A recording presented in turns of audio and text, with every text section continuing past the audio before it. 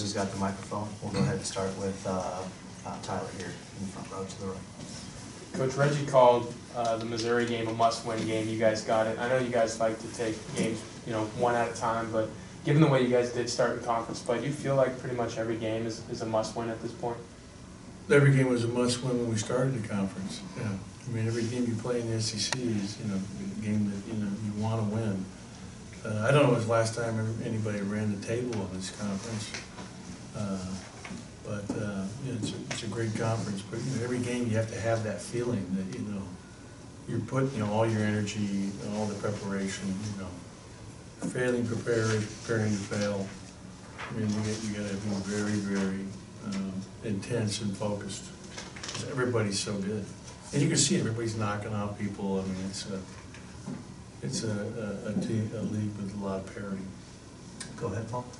Obviously, you face a great talent in Anthony Edwards. Just what's kind of the plan of guarding him defensively, and of course they got other players that can fill it up too. But how do you go about making sure he doesn't go off? And we've got to do a great job with our team defense. I mean, we've got to be helping and swarming like we did the other night. And, anytime you face a great talent like him, you've got to rely on your team defense. Obviously there'll be certain players that are matched up with him the most. But, at the end of the day, your team's got to help and rally around that person guarding him and give him as much help and support as possible. Any idea who that may be? It'll be multiple guys. We'll go ahead to Brian in the middle, and then we'll get it down to Garrett in the front. Sort of on that same line of thought there, when you play against a guy like Edwards, who everybody's talking about, how do you keep from the other guys beating you? How do you keep everybody saying, look, don't focus too much on him because there are 4 other players on the court? They actually played 10, 11 guys, and they've got some very good talent around him. Hammonds is a really good player. Hammonds is he takes the second most shots on the team. He's shooting the ball really well from 3. He's very good finishing around the rim, putting the ball on the floor, good offensive rebounder. But they have a lot of guys. I mean, we with Crump, Crump's had some great shooting performances against us in the past during his career there at Georgia. They played 9 freshmen, and a number of these kids are very good. Kamara, who's the other starting big, number 10, is a very good player and really has a good. He's only made 3 threes, but I tell you what, his shot looks really good. He's really good. He's an outstanding player. The little point guard that they're starting, Wheeler, he's a good player. I mean, he does a good job of creating for others. He can also, get to the rim. He knocked down a big shot against Memphis to really give them the 4-point lead that they needed to close out that game.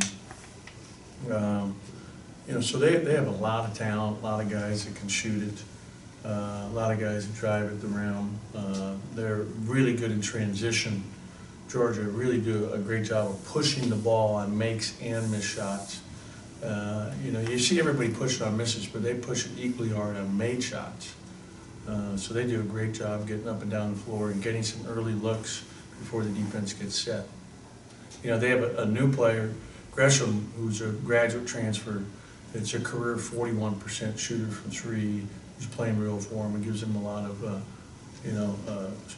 experience in the backcourt. And he's a good player and is really added to that team. And so they got Jordan Harris is a senior and great athlete. I mean, he's as athletic as many in our league.